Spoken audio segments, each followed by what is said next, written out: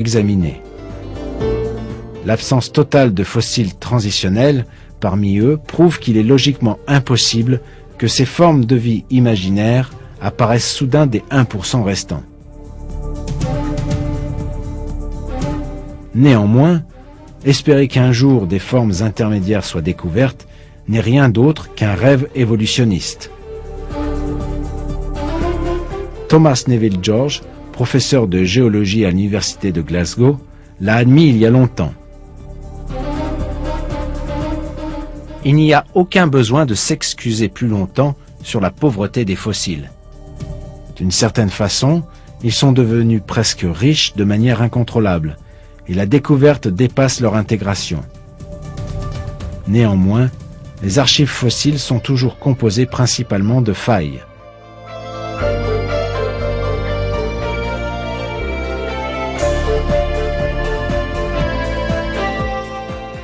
Les évolutionnistes tentent constamment de répondre à la question suivante, à savoir de quelle façon la vie est apparue et s'est développée par une série de coïncidences.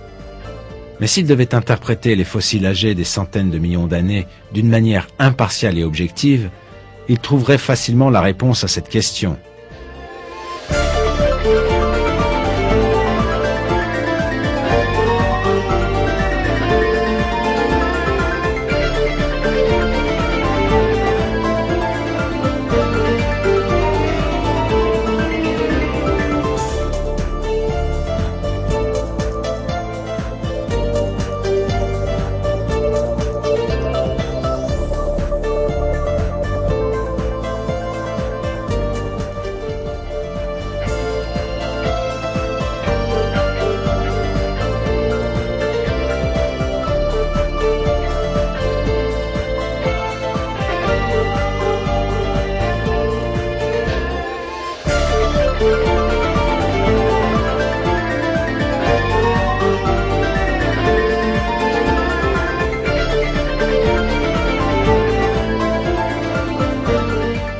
La vie et l'univers lui-même ne sont pas le fruit du hasard, et toutes les créatures, vivantes ou autres, ont été créées par Dieu Tout-Puissant.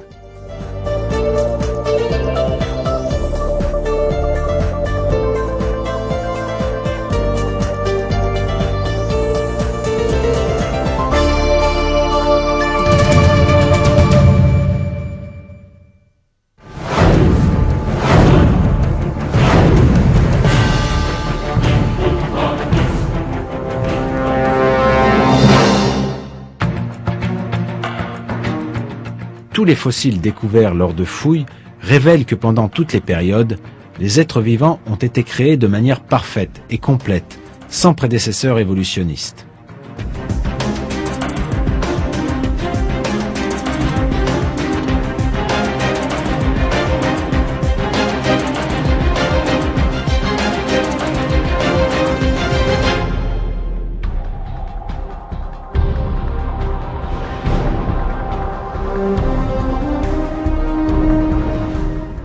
Les fossiles des strates de la période cambrienne, remontant à environ 600 millions d'années, démontrent à nouveau que des espèces vivantes extrêmement complexes sont apparues soudain sur Terre sans aucun ancêtre.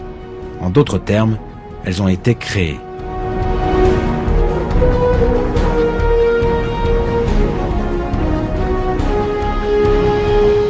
Les fossiles sont maintenant suffisamment riches pour que nous comprenions la vraie origine de la vie. Il nous démontre qu'à aucun moment dans le passé, les créatures vivantes n'ont subi de processus de transition d'un stade primitif à un état du plus complexe. Au contraire, chaque espèce est apparue soudain sur Terre avec la même structure complexe et les mêmes caractéristiques que ses homologues actuels.